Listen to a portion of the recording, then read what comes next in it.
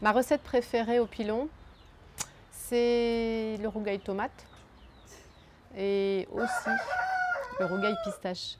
Alors le rougail pistache, pour l'instant, je ne l'ai jamais fait moi-même, mais on m'en a fait un, feu de bois, et là, je vous dis, je crois que c'est le meilleur que j'ai jamais mangé.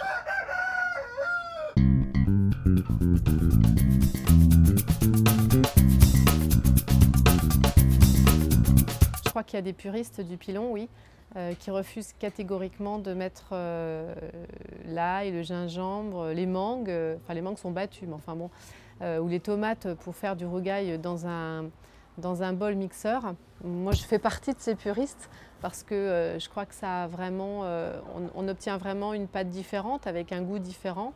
J'ai le souvenir chez Samuel Tétard à la rivière Saint-Louis, donc le restaurant La Casse-Piteille, j'ai le souvenir d'avoir eu des effluves de poivre et de ce qu'il avait mis dans son pilon pour piler au moment où on a fait les photos du livre. Et moi, je me rappelle être avec l'appareil photo et sentir tout ça qui monte. Donc moi, je pense que les saveurs avec le pilon sont complètement différentes. Et donc, il y a encore, oui, beaucoup de puristes qui ne veulent pas entendre parler d'autre chose que du pilon. Et je connais quelqu'un qui s'appelle François Thibert, qui est tisaneur au Guillaume, qui m'a même préparé exprès à la sortie du livre un rougail pistache qu'il avait avec les pistaches qu'il a plantés, qu'il a fait griller avec Marie Chocolat, qui a aussi participé au livre, qui a coécrit la préface et la conclusion.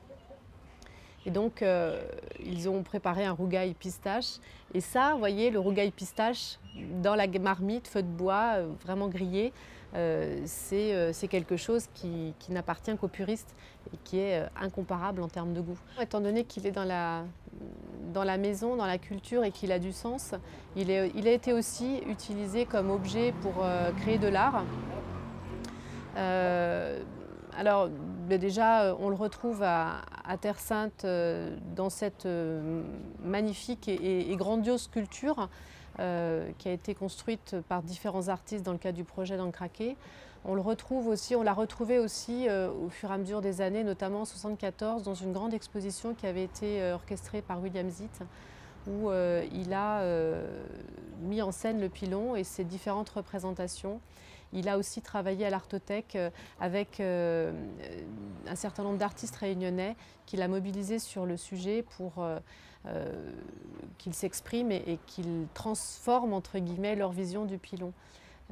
Aujourd'hui, par exemple, un artiste comme Jacques Benty au Port travaille aussi sur le creuset. Alors ça n'est pas que le pilon, mais c'est la notion de creuset duquel peut ressortir un certain nombre de mélanges.